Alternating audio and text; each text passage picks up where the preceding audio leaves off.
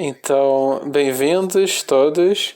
Eu espero que vocês tenham apreciado esse filme incrível, belo, cheio de insights e pessoas de diferentes culturas e contextos falando sobre uma mesma tradição e do impacto dela nas nossas vidas.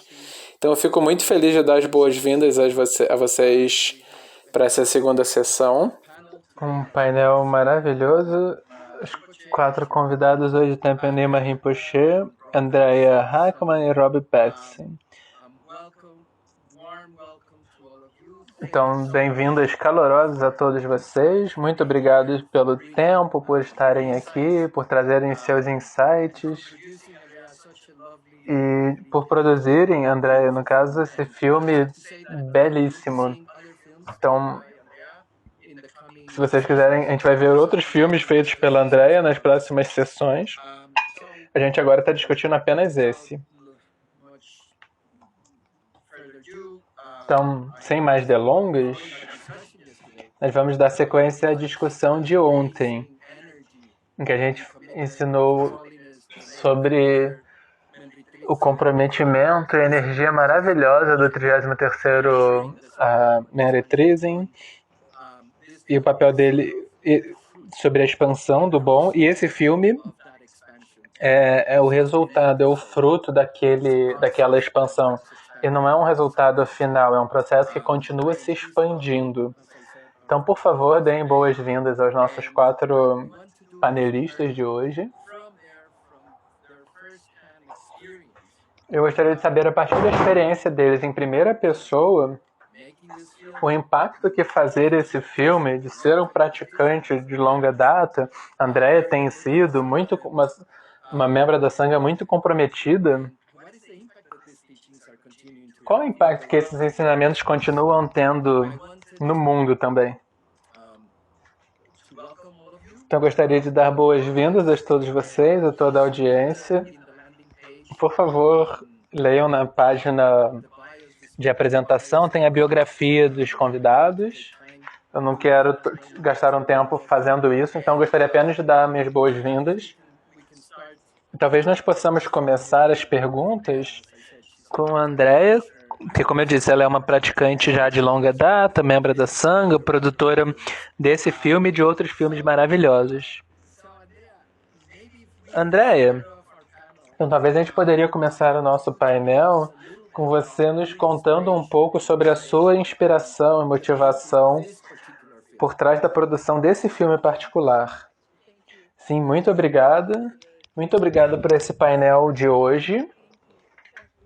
Eu gostaria de começar agradecendo a todo mundo, ao redor de todo mundo, nos países em que nós filmamos, as diferentes sanghas, os geshas, os monges, os lamas e as monjas.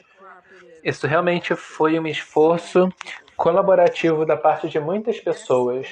Nós fomos ao México, as portas estavam abertas, na Polônia. Então, eu gostaria de começar com um grande obrigada de muitas pessoas a partir de vários países diferentes. Então, esse é um filme de 91 minutos, é o filme mais longo que nós fizemos e eu acho que a gente poderia ter feito ainda mais uma hora. Porque a gente não tratou, tem Vancouver, Minneapolis, mas para mim, pessoalmente, essa jornada começou 20 anos atrás no Peru. Eu sou estudiosa da América Latina, sou antropóloga, eu falo espanhol, falo quechua, falo muito poucas palavras em tibetano e nada de Pali, ou nepalês, perdão, não tenho certeza. Então, 20 anos atrás eu conheci Kaylan Baskin, uma aluna ou aluno antigo de Tenzin Wangyal Rinpoche. A gente estava fazendo uma peregrinação e ele disse: se você em algum momento tiver a chance de encontrar Tenzin Rinpoche e adentrar dessa tradição, você vai ver que tem paralelos em relação ao que você faz aqui no Peru. E eu tive a oportunidade de ir a Serenity Ridge alguns meses depois, e foi isso. E eu vi que tinha realmente essas conexões, que tinha semelhança com o que a gente fazia no México, os rituais. rituais que também tratavam de recuperação da alma. Isso era uma coisa que já era feita há milhares de anos. E eu faço também esses registros por meio de fotografia há mais de 40 anos. E com as imagens, elas dão uma base para as pessoas poderem fazer as suas próprias histórias. Então, não é que você fotografa... Elas registram histórias maravilhosas das pessoas que as estão vivendo. Eu vivo no Novo México.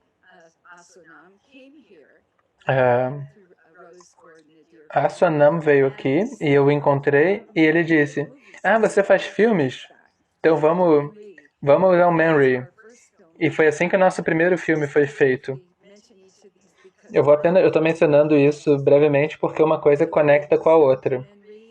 Então nós fizemos a viagem para o Manry.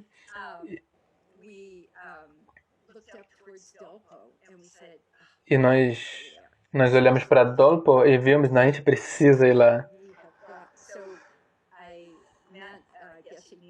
Então, eu encontrei Geshe Nyingma Kongtrap logo depois, e ele disse, sim, vem para Dolpo. E a gente ficou lá por 22 anos, no monastério. E aí nós encontramos as pessoas maravilhosas e os textos estavam lá. E quando Sua Santidade, o 33º, foi lá e pegou os textos para copiar, depois que ele... Lopon Yonsen, ele já tinha... Depois que ele tinha saído, eles não conseguiam trazer os livros, né? Então, ele foi para lá. E aí foi o segundo filme que nós fizemos. E aí foi maravilhoso, estava feito. E aí a gente espera que os projetos nos encontrem. E eu falei com o Rinpoche, eu pensei, tem esse terceiro filme que seria o bom no Ocidente. E ele disse, absolutamente. Eu disse, maravilha, então vamos voltar para Dolpo, vamos voltar para Mustang e aí nós vamos para o Ocidente. E ele disse, você precisa ir a Paris, eu acho que você precisa ir na França, para a Polônia, para o México e na Índia de novo. Eu disse, tá bom.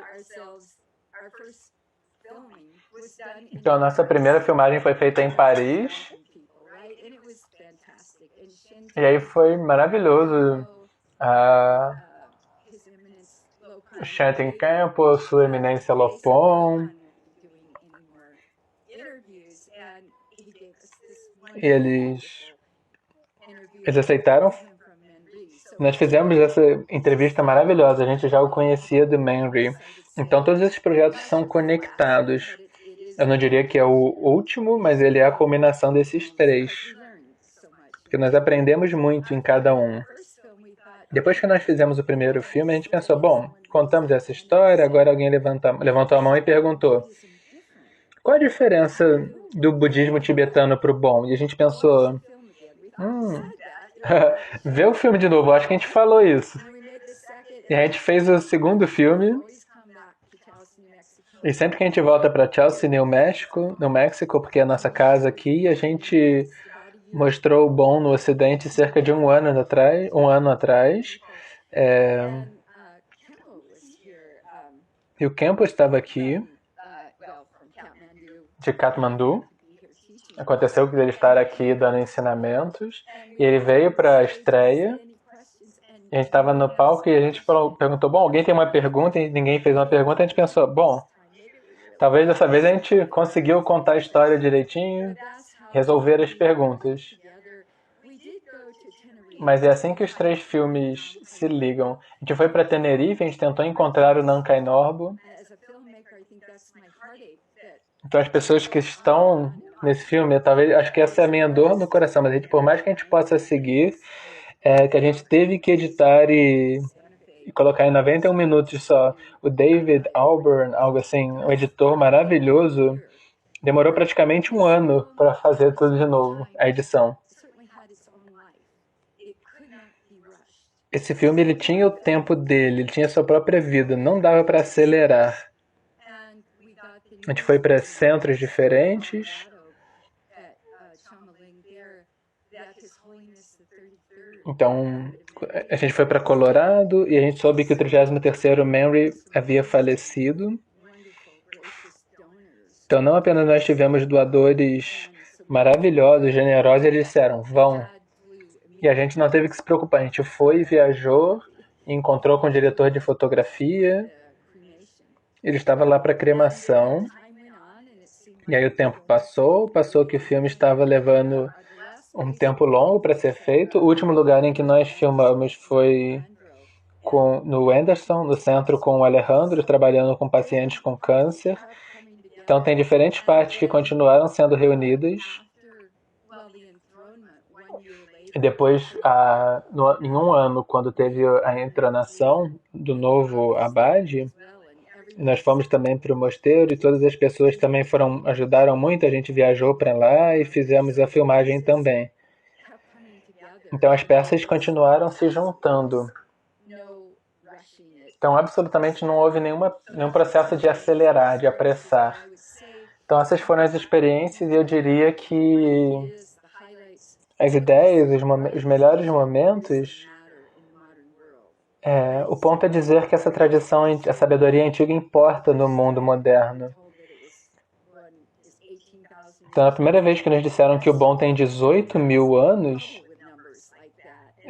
a cultura ocidental tem problema com números assim, e a gente realiza, bom,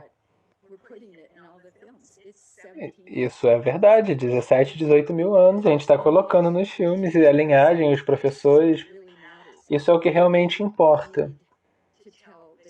E a gente realmente precisa contar a história. Eu acho que uma das coisas mais inspiracionais que nós vamos falar depois foram os desafios para gueixas, lamas, monges, as freiras, a dificuldade deles virem para o Oeste. A gente tentou entrevistar o Nankay Norbo quando a gente foi para Tenerife, mas ele morreu uma semana depois de nós os encontrarmos.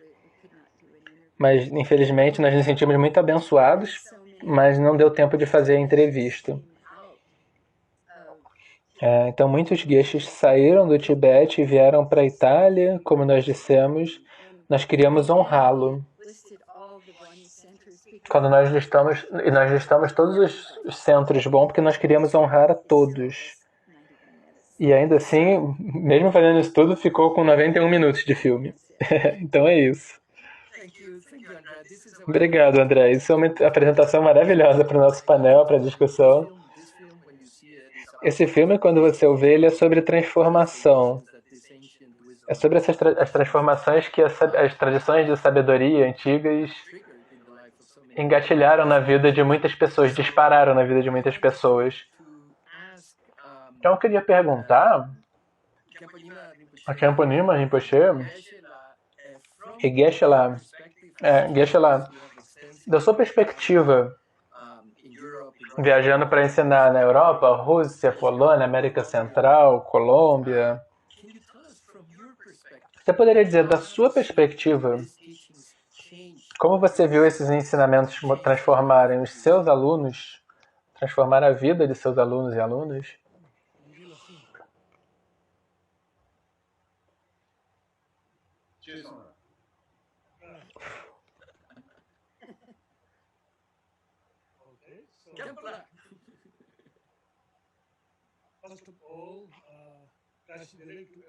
Em primeiro lugar, Tashi Delek para todos. Obrigado por me convidarem para esse evento especial.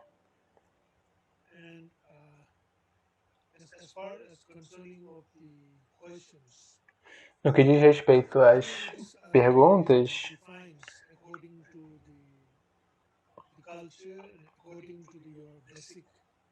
eu acho que varia muito dependendo da cultura e da capacidade individual e apoio.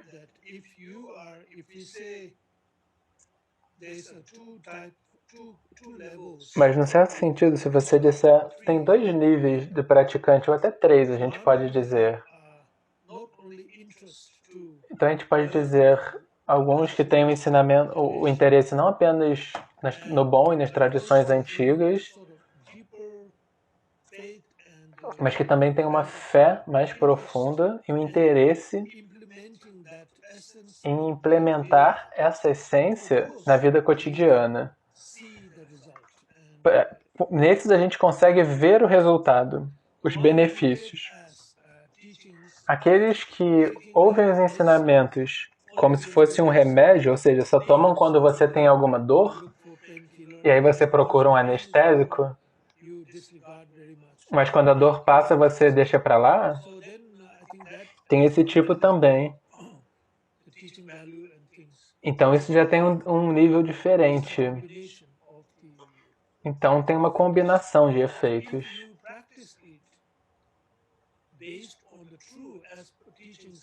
Mas se você faz as práticas baseadas na verdade do que os ensinamentos dizem, porque tudo é baseado na confiança e na fé nos ensinamentos, nos professores, e você aplica os ensinamentos, não importa o quão antiga seja a sabedoria e a tradição, eles continuam tendo um efeito, um benefício nessa vida.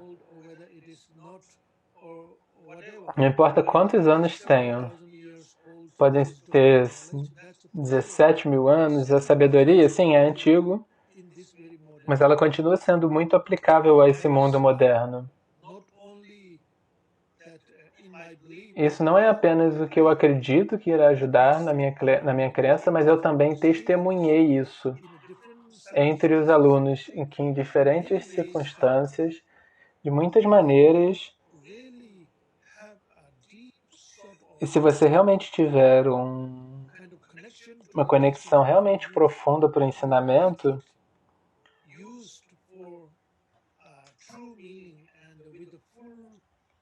e você busca acessar o significado verdadeiro,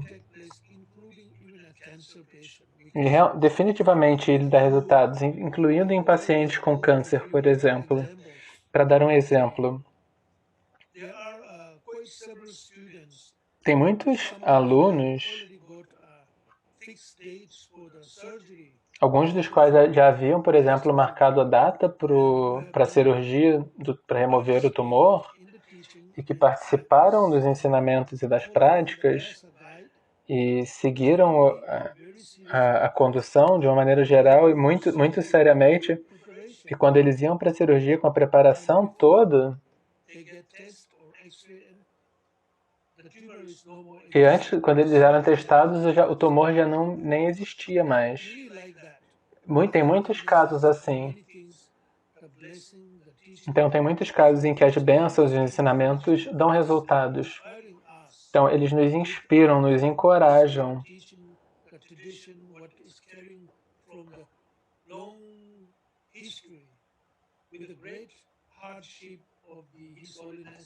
Então, esses ensinamentos que chegaram até nós por meio de grandes dificuldades passadas pelo Rinpoche e por outros muitos praticantes. Eles enfrentaram muitos desafios nesse processo de preservar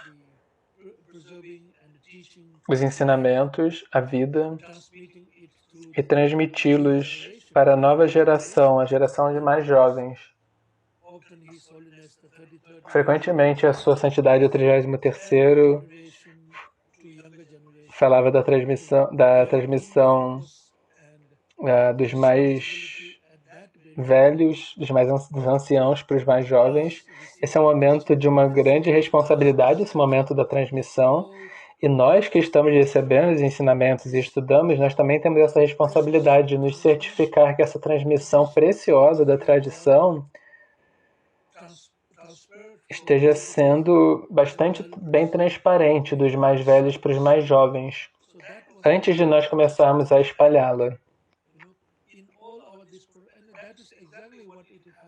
E foi exatamente assim que aconteceu. Então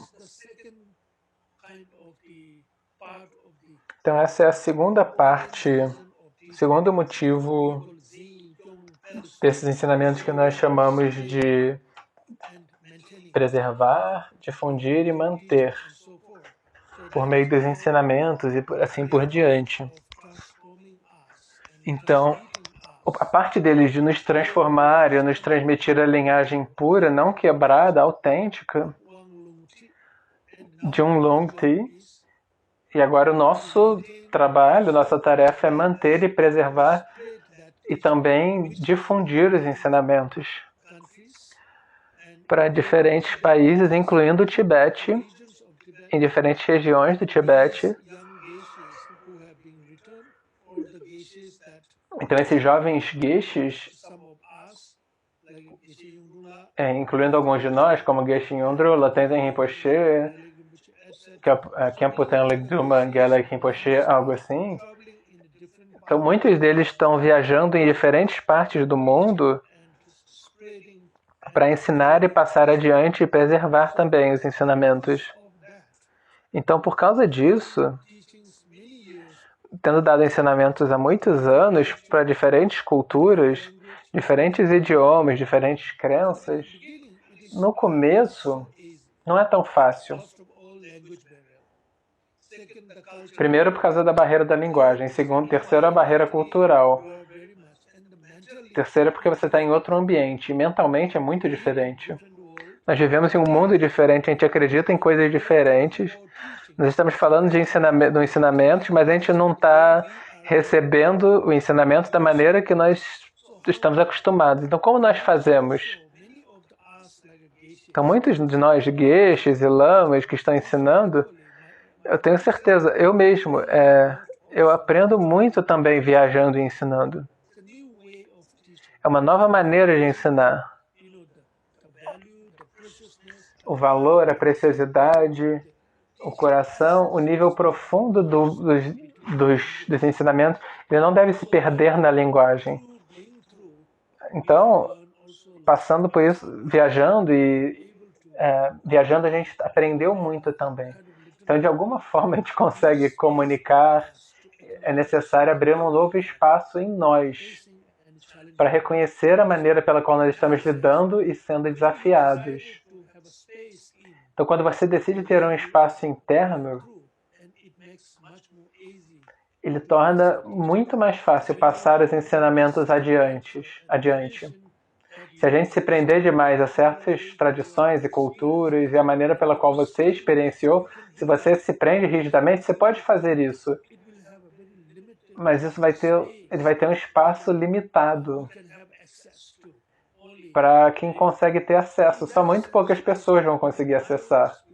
Então eu penso que na minha experiência, muitos alunos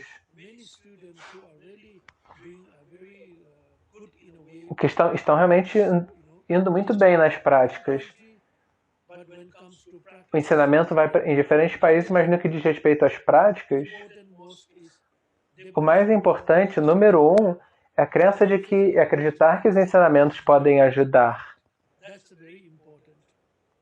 Isso é muito importante. A segunda maneira pela qual eles também podem entender e aceitar isso.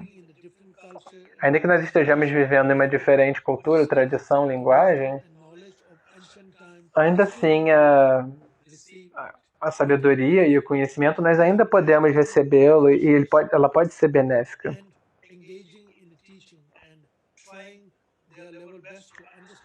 Então, é possível nos engajarmos com os ensinamentos e tentar o melhor para entender. A gente viu não apenas os meus próprios alunos, eles que fazem o melhor possível nos ensinamentos, mas muitos alunos dos diferentes mestres do bom. E muitas pessoas que já conheciam também há muito mais tempo se engajam nos ensinamentos e agora eles estão nos ensinamentos há muito tempo, 3, 5, 12 anos. E se você olhar, você vai ver muitas mudanças positivas.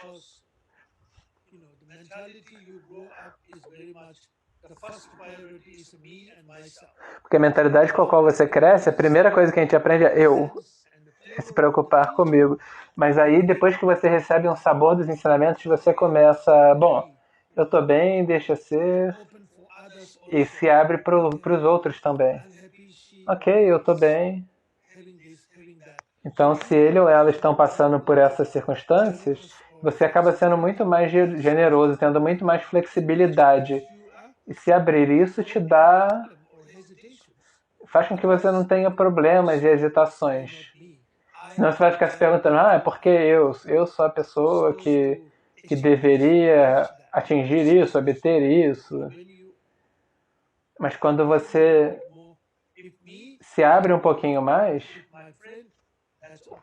Você pode pensar, bom, tá bem comigo, mas eu quero que meu amigo esteja bem também. Mas esse é um efeito do ensinamento. Você aprende de alguma forma a soltar, a deixar ir, a respeitar o valor dos outros e o seu valor pessoal também, o seu respeito pessoal. Você aprecia, claro, mas você também deixa que os outros se apreciem também. Então você se alegra também com a apreciação, com a alegria dos outros, com o deleite dos outros. Isso surge como um resultado da prática, da espiritualidade que você desenvolve internamente. Então você se desenvolve não necessariamente para ter uma grande realização. Não é simplesmente focando em ensinamentos elevados, mas você se desenvolve bem na prática também. Você revive a sua espiritualidade rica. Então essas coisas acontecem com muita frequência. Então isso nos encoraja e nos inspira a viajar e ensinar.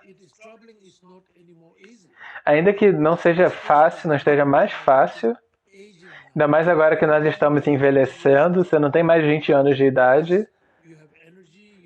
Quando você tinha energia, você tinha entusiasmo, muitas coisas cansadas em você. Você tem agora, você não é mais um homem de 20, 30 anos, você está envelhecendo. Mas você diz, ok,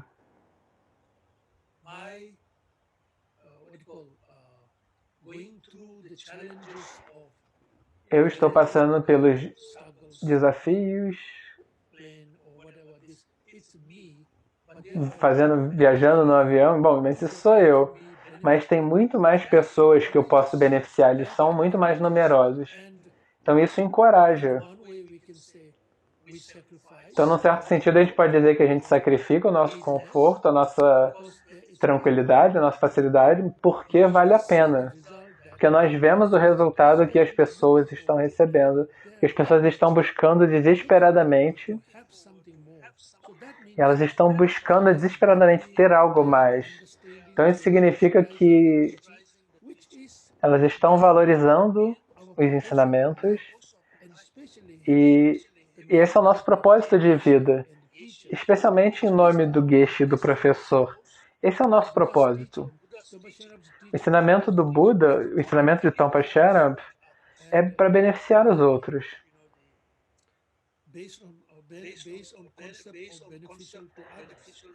Então, baseado no conceito de ser benéfico aos outros, da compaixão. Então, em certo sentido, há muitas experiências, benefícios entre os alunos. Isso inclui os mestres que estão viajando, eles também se beneficiam muito, de muitas maneiras também. Ok, Geshe-la, você pode talvez... Eu vou parar agora, talvez você possa seguir.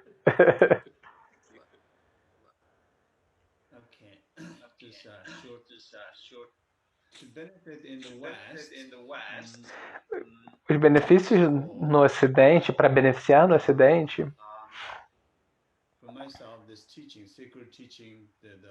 em primeiro lugar, na minha própria experiência, os ensinamentos sagrados da tradição antiga,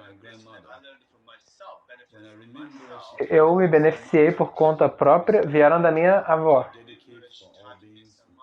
Eu lembro que ela me ensinou alguns mantras, como recitar mantras, como dedicar para todos os seres, para todos aqueles que foram gentis contigo. Isso ela me ensinou quando eu ia deitar para dormir. E aí eu ia para o monastério, a nossa vida cotidiana passava assim, então eu cresci no Tibete.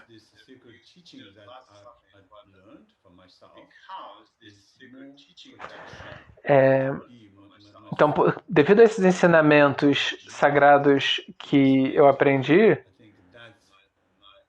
essa proteção de estar com a minha mente, com o meu espírito, eu acho que ela é protegida pelos ensinamentos sagrados.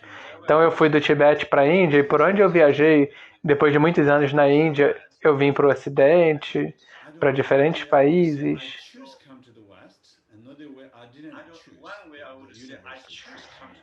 Então, num certo sentido, eu diria, eu escolhi vir para o Ocidente, e por outro lado, eu diria, não escolhi, foi o universo que escolheu que eu viesse para o Ocidente.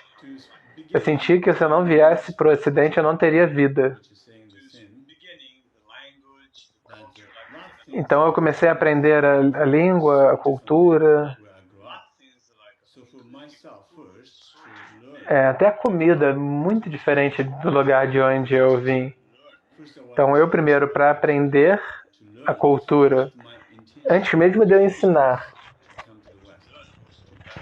Então, a minha intenção antes de eu queria ensinar, mas antes a minha primeira intenção era aprender. Então, eu vim para ensinar, mas também para aprender as pessoas, para ver o sofrimento, o que era exatamente o sofrimento. Que era experienciar isso, em vez de ficar no monastério, numa caverna. Então, eu vim para o Ocidente e aprendi quando eu comecei a ensinar.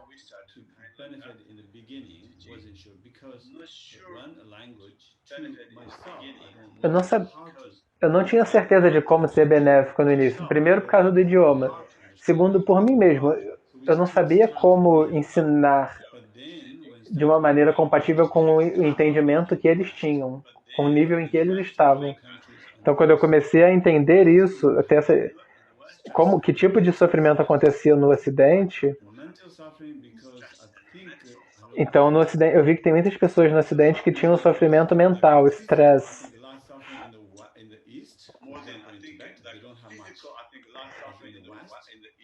Então, acho que no sofrimento no Tibete, por exemplo, no Oriente, tem muito sofrimento físico, mas eles têm gentileza espiritual. Mas no Ocidente, parece que tem algo faltando. Eu não sei como dizer. É como se no fundo, as pessoas tivessem ou tristeza, ou ressentimento, ou sentimentos feridos. As pessoas têm muitas ansiedades, depressões, diferentes tipos de sofrimento, de dificuldades. Isso no nível de é passado ou por energia, mas então o ensinamento que eu estava aprendendo, ensinamento de como transformar isso, ele basicamente opera em 3 níveis, que é Chenan Soam, externo, interno e secreto. Externo é o ensinamento dos sutras, interno é o ensinamento do Tantra, e no secreto é o ensinamento do Dzogchen. Então, esses ensinamentos, o Sutra é mais físico, o Tantra é mais energético. Então, se alguém tem dificuldades energéticas, ou com lugares, pessoas, famílias, então há rituais e mantras, exercícios físicos, ensinamentos ligados a isso. Então, tem esses, a gente chama isso de recuperação da alma, reconexão com a alma. E eu notei que as pessoas se beneficiam.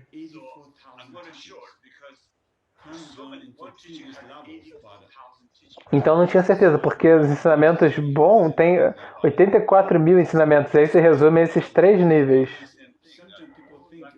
Então, é como o Rinpoche estava falando, eles são como uma medicina, como um remédio, desculpa.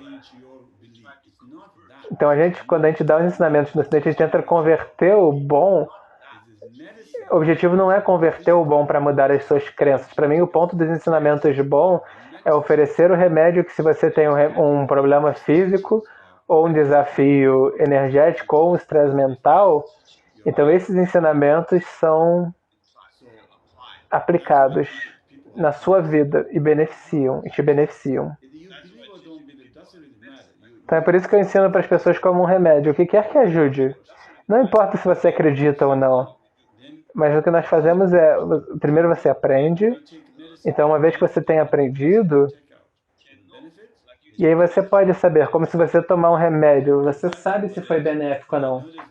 Se foi benéfico, você mantém, se não foi, você libera, dispensa. Ontem mesmo eu estava notando, um aluno estava dizendo,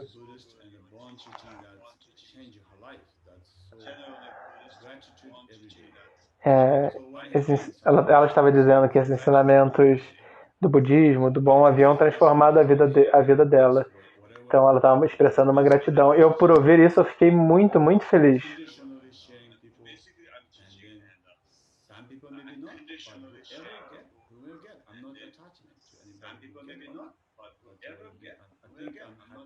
Então a gente está oferecendo os ensinamentos da melhor maneira. Quem conseguir acessar, conseguiu acessar, algumas não vão conseguir. E se for benéfico, é ótimo. Isso é tudo que eu tenho a compartilhar. Então, obrigado, Geshe-la. Obrigado a todos.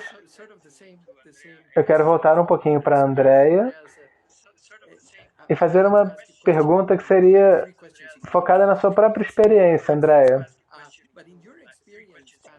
Eu quero fazer 3 perguntas em uma. Mas na sua experiência como praticante, como uma membro muito ativa da Sangha, como uma produtora de filmes, olhando em todos esses lugares diferentes, ouvindo todas essas histórias, como foi essa experiência? Isso é uma pergunta pessoal. Como essa experiência te transformou? Ela aqueceu meu coração. Ela aquece o seu coração. Eu acho que se nós formos fundo o suficiente a ponto de estudar e de ficar tão próxima dos grandes mestres, o 33º, Yonsen, definitivamente transforma todos nós. Quando a gente começou a fazer o primeiro filme, o editor foi com a gente e ele não sabia nada sobre budismo. E nós tínhamos na equipe... era uma equipe muito pequena. E todos nós nos transformamos definitivamente. Irashanten, você ouve falar de quando você chega lá, é um lugar caloroso, que você é muito bem-vinda. É o lugar externo, mas é também o lugar interno. E ouvir as histórias de muitas pessoas diferentes. É uma na Polônia em que ela disse, bom, você sabe que eu era católica?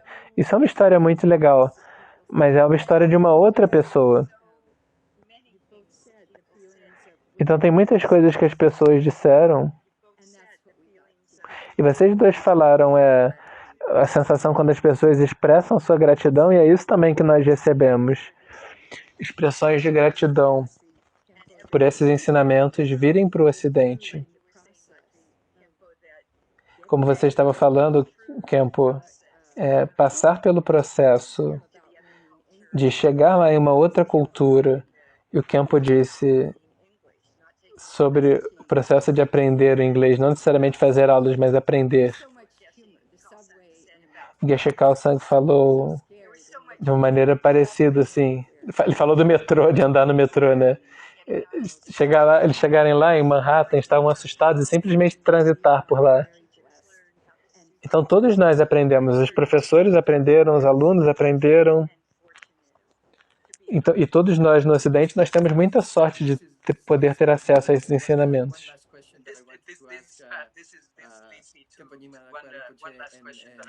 Isso me leva a uma última pergunta que eu gostaria de perguntar a Khenpo Nyima Rinpoche e Geshe-la, que é: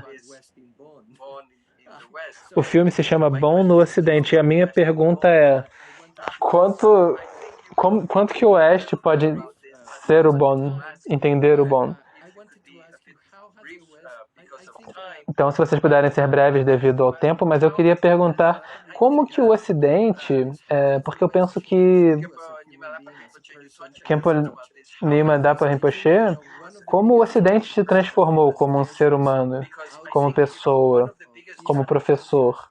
Porque eu acho que um dos grandes desafios dos geshes, fora das culturas orientais, é não apenas transmutar os ensinamentos delas, mas também traduzi-los de uma maneira que eles sejam compreensíveis para diferentes mentes que vêm de diferentes culturas. Então a minha pergunta é: como vocês foram mudados pelo Ocidente, como pessoa, como professor? Vocês puderem responder brevemente sobre isso, mas eu penso que é uma pergunta importante sobre o bom ocidental. Eu penso que a percepção dos ensinamentos e a maneira de ensinar depende muito dos professores individuais, porque, de modo geral, de acordo com os textos, nós temos sistemas e como passar os ensinamentos. Mas, ao mesmo tempo, Tom Panchana claramente mencionou que o ensinamento deveria ser algo... O professor ou professora deveria ser como médico, médica. Deve ter um conhecimento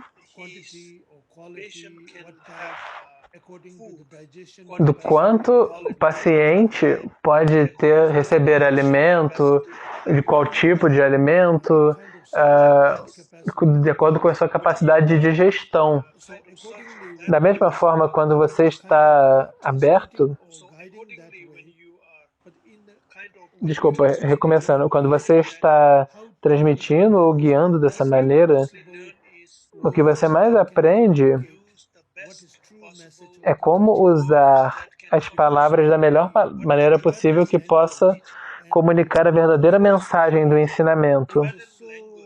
Porque a língua tibetana e a língua inglesa têm diferenças muito grandes de riqueza. A língua tibetana é muito rica. A variedade de palavras que nós temos, para o que quer que nós queiramos expressar e dizer, é muito rica, mas uma coisa que falta na nossa capacidade é o inglês, e também nos falta também a riqueza do próprio idioma inglês. Então muitas coisas são difíceis de traduzir. Então naquela parte você sente realmente que é muito necessária para ajudar algo na linguagem, uma linguagem que permita ir tão profundamente quanto o original. Porque isso comunica um nível diferente de profundidade para quem ouve. Então é muito importante que nós estejamos aprendendo isso. É como Geshe-la diz, o nosso propósito de ensinar não é converter ou mudar a crença de alguém. O objetivo é apenas ajudar a pessoa. De modo que nós não estejamos apenas ensinando, mas significa que nós mesmos estamos praticando o ensinamento do Buda para beneficiar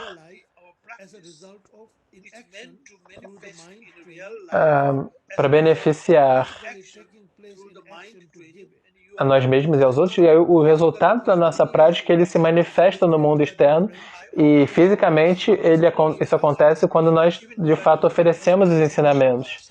Então eu vejo nos os meus amigos tibetanos e também alguns ocidentais me perguntam sobre ser um monge. Nós tibetanos acreditamos que ser um monge ou um lama significa que a gente deveria ir para algum eremitério, ir para uma caverna, alguma sala de meditação, que você está em isolamento público e as pessoas acreditam que ele ou ela são grandes praticantes, dependendo do quanto você está no seu quarto praticando ou não.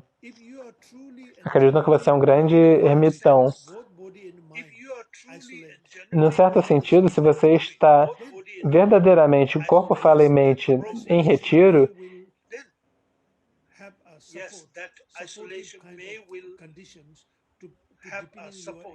então esse isolamento irá nos apoiar, irá nos dar condições para aprofundar as nossas práticas. Mas é você que está sendo beneficiado. Então, fisicamente você está repousando, a sua mente está repousando, mas é basicamente você. Mas o que nós estamos tentando fazer, indo atrás dos alunos, muitas vezes os alunos, antigamente os alunos vinham aos professores, agora os professores vão na porta dos alunos e a gente fala, obrigado por vir, obrigado por escutar. Se a gente pensar na culturas tradicionais, a gente pensa em que tipo de direção de cultura nós estamos mudando. Mas é bom, ok. Não tem problema nenhum dizer ser educado se a gente continua dizendo, bom, obrigado por virem. A gente diz, ok, alcance as pessoas, busque as pessoas, chegue a quem quer que precise. Independente de você, do convite ter sido particularmente direcionado para você ou não.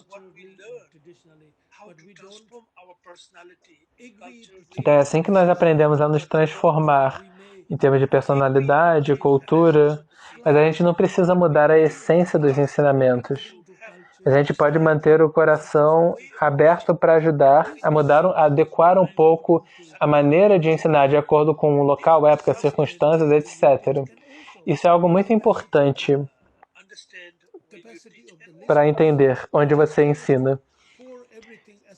E também a capacidade de quem está ouvindo. A gente não pode jogar tudo, o quanto você quer falar e colocar tudo de uma vez só. Você precisa entender. Essa é uma quantidade suficiente que eu estou colocando? Ou eu estou botando a mais do que tem como ser guardado na vasilha? Você pode falar tanto que pode ser que eles não entendam, ou que eles fiquem entediados. Por que não acaba? As pessoas às vezes têm essa reação. Então, em vez de ajudar, você acaba gerando uma reação um pouco diferente. Então, nesse sentido, você precisa ser muito sensível, ter muita atenção.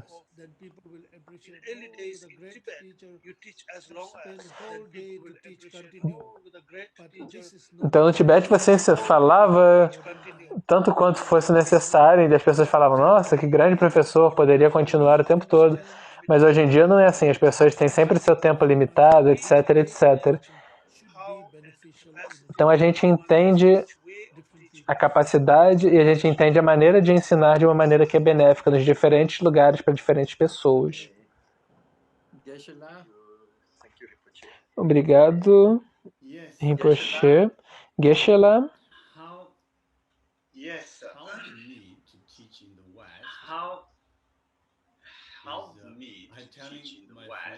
Então, como ensinar no Ocidente? Eu digo para os meus amigos, monges no Tibete e na Índia, eu digo, eu não tenho certeza do quanto as pessoas estão aprendendo de mim, mas eu estou aprendendo do meu ensinamento. Porque quando eu estou ensinando, qualquer coisa que eu ensine, eu preparei, eu tenho responsabilidades com o que eu ensinei, antes, durante e depois. Então isso realmente me ajuda, me transforma.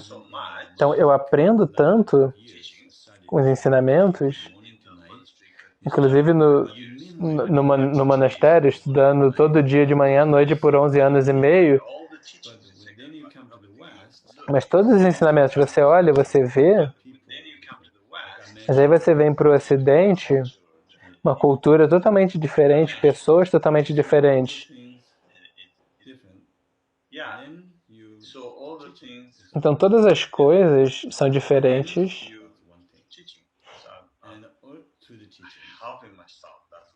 Então, você está ensinando. A primeira coisa, então, eu me abro. E eu também aprendi a ficar mais aberto. Porque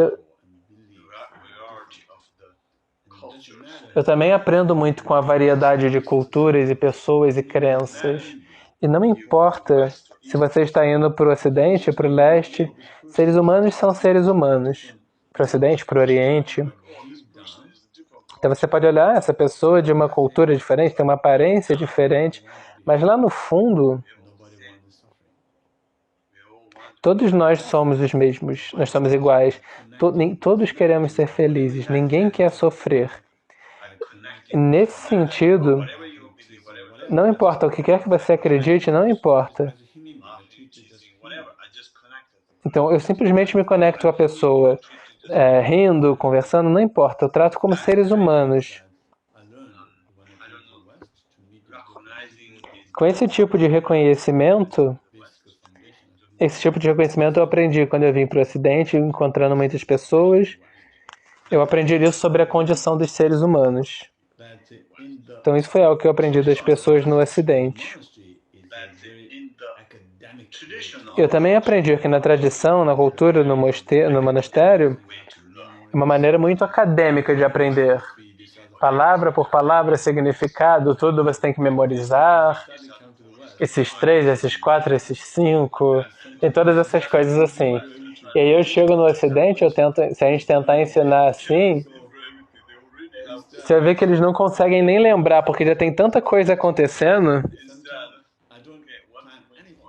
Então você precisa focar, bom, o que é o mais importante dos ensinamentos? E às vezes eu não planejo nada. Então eu venho, primeiro guio uma meditação, e aí energeticamente eu sinto, tá, o que eu tenho a oferecer do ensinamento? E aí eu vejo, bom, isso é o que eu quero falar. Então, nos anos, se a gente voltar, um professor voltar... Peraí, desculpa, retomando. Então, esse meu professor, por exemplo, ele ensinava, bom, Dzogchen, então ele fazia, o ensino dele era basicamente examinando tudo. Eu esqueci quase tudo. E ele perguntou, o que você ensina? Aí eu falei, não sei. Todos os ensinamentos bons que eu aprendi, se algo me beneficiou, isso é o que eu compartilho. Então eu não ensino essa coisa é assim, assim, assim, assim, isso. Eu deixo vir naturalmente, como se fosse um conselho.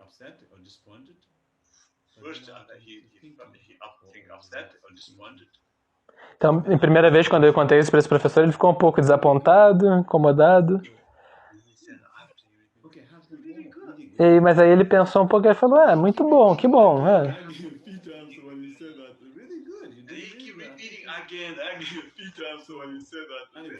E aí ele continuava repetindo, muito bom, que excelente. Isso é basicamente... Esse dar ensinamentos basicamente me ajudou a entender como ensinar, mas também o que praticar, como praticar. Ótimo. Então, obrigado, Geshe-la. Eu quero passar agora para o Rob. Nós temos a alegria de ter o Rob Patsky aqui com a gente, o diretor do Ligmint Internacional. Rob, as 2 perguntas que eu gostaria de te fazer são: uma, você poderia nos dizer qual é o papel do Ligmint? Como o Ligmint se encaixa em tudo isso, nesse quebra-cabeças?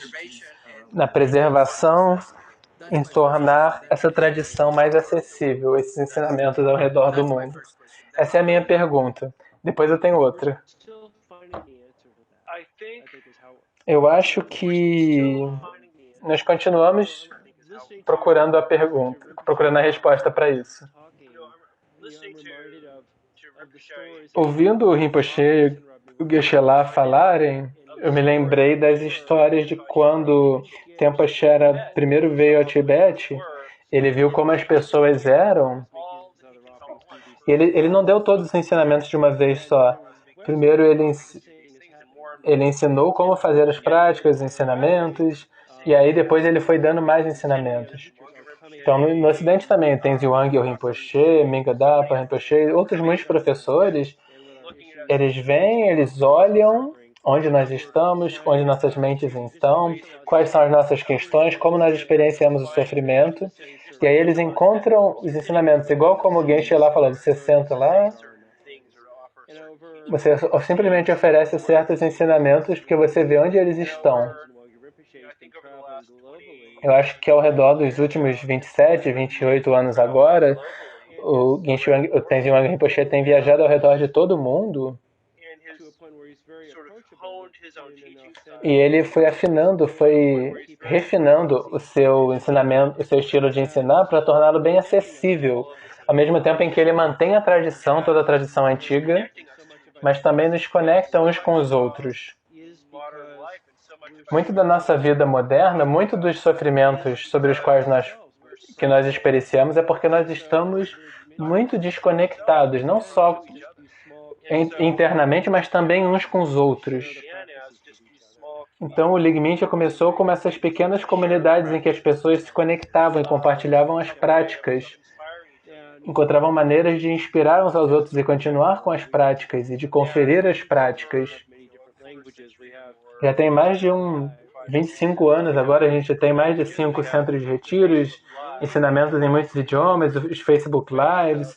Nós temos essas diferentes maneiras de encontrar maneiras de integrar os ensinamentos que nós recebemos, de transformar no ensinamento que é transmitido em comunidade e que é levado para a nossa vida cotidiana.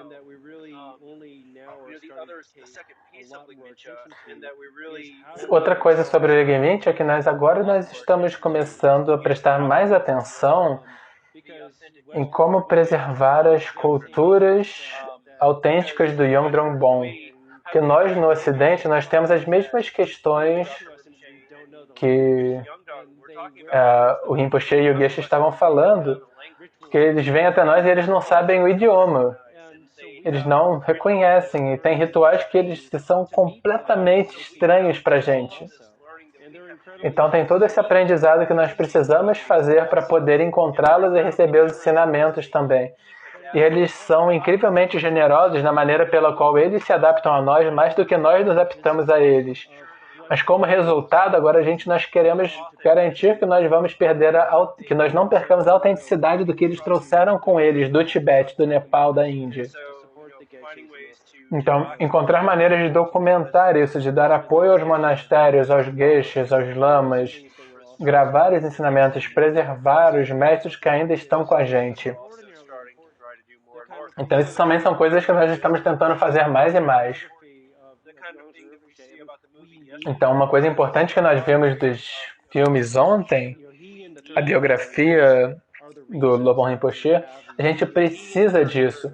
Porque ele e o 33º Manri Trinity são a razão pela qual nós temos esses ensinamentos no Ocidente. Mais do que qualquer coisa foi graças ao esforço deles. Então a gente precisa saber sobre eles. Como eles trabalharam, o quanto eles sofreram, o que eles fizeram por muitas gerações do Tibete. Outra coisa, como você disse, Santiago, o Ligmintia é uma parte do quebra-cabeça. A gente viu um dos centros de retiro em Minnesota, os centros de retiro ao redor do mundo, Geshe Yangdrung está em Vancouver, tem outras organizações. E cada um de nós está trabalhando não só com o conhecimento dos nossos professores e dos fundadores, mas estamos trabalhando também com as personalidades e as forças deles específicas. Então a gente precisa saber qual é a nossa peça do quebra-cabeça e como nós nos encaixamos uns com os outros. Eu acho que o Ligmintia só agora está em um lugar que nós temos estabilidade o suficiente. Nós já estamos aqui há 25 anos. E a gente precisa visualizar. Nós pretendemos ainda estar aqui em 5 anos, em mais anos. A gente pretende estar aqui de alguma forma pelos próximos 500 anos, pelos próximos 5.000 anos. Porque esses ensinamentos são tão preciosos e tão antigos, a gente precisa ver que não diz respeito a nós, não diz respeito sequer ao Tenzin Wangyal Rinpoche, mas diz respeito ao Yingdrung Bon. Então isso diz respeito a uma tradição muito mais duradoura. A gente precisa ver sobre como a cultura se adapta ao bom também. Você fez essa pergunta, a gente vai saber talvez a resposta para isso em mais 4 ou 5 vidas.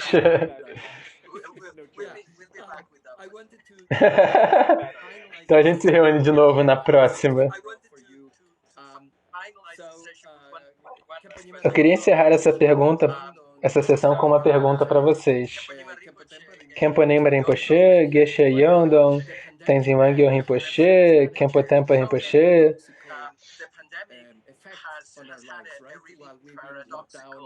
A pandemia teve um efeito paradoxal na nossa vida.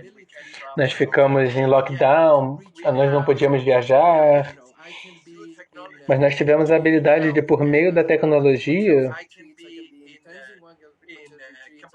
Agora eu consigo estar nos retiros do Kempo-Nima Rinpoche, retiros do Tenzin Wangyal Rinpoche, em retiros em locais diferentes. Eu posso ouvir ensinamentos de Kempo Tenma Yondro Rinpoche em Katmandu, sentado na minha casa em Bogotá. Então, isso foi uma coisa mais maravilhosa que aconteceu graças à pandemia. Isso foi algo precioso que a pandemia nos trouxe. Então, apenas para encerrar esse painel, que foi realmente incrível e fascinante, se nós olharmos para frente, quais são as possibilidades que estão se desenrolando, se desenvolvendo com todo esse aprendizado que nós tivemos durante a pandemia? Enriquecendo mais e criar mais redes orgânicas que não precisam viajar, mas que beneficiam de maneiras muito substanciais e transformativas, com os ensinamentos, com os nossos professores, com os insights e com a criação de uma sangha global conectada. Essa é uma ótima pergunta. Antes da pandemia, o Tenzin Wangyal Rinpoche estava fazendo Facebook Lives, um por semana, antes da pandemia. Então ele sempre está explorando e criando. Então um dos seus grandes dons, essa criatividade interminável, espontânea. Então ele sempre, não, vamos tentar, vamos ver o que acontece, vamos testar. Se não funcionar, a gente segue a frente. Então a gente sabia por que o Facebook Live era tão popular. A gente sabia que a gente precisava encontrar maneiras de trazer os ensinamentos online. A gente precisava de mais tecnologia, mais câmeras, melhores conexões da internet nos centros de retiro. Então, agora na pandemia a gente não precisa se preocupar em ter os centros de retiro abertos, porque a internet nos centros de retiro, porque eles nem estão abertos.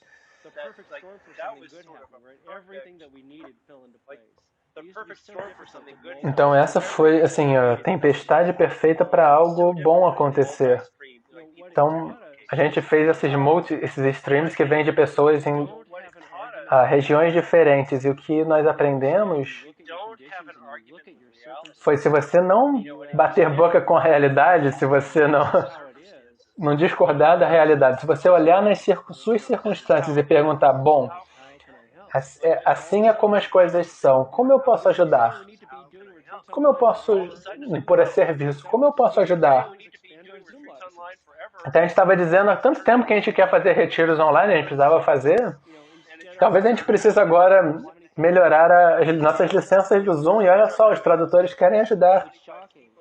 Então, em vez de ter 50 pessoas vindo para o retiro, 75, tem 800, 900 pessoas fazendo o retiro. Eu sei que o Proligmintia não vai ter volta. Eu acho que os centros de retiro continuam sendo muito importantes.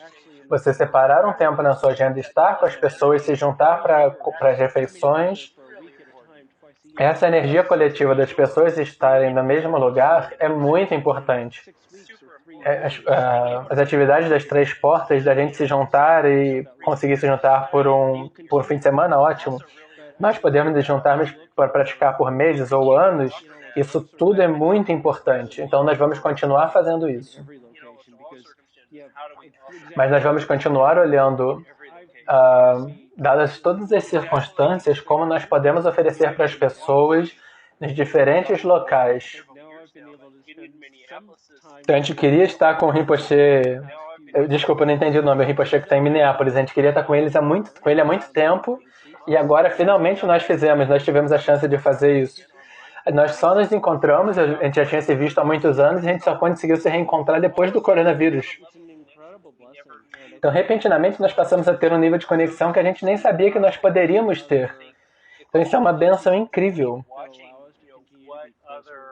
Então, a gente precisa continuar olhando que outras tecnologias podem se desenvolver que nos permitam estar reunidos juntos.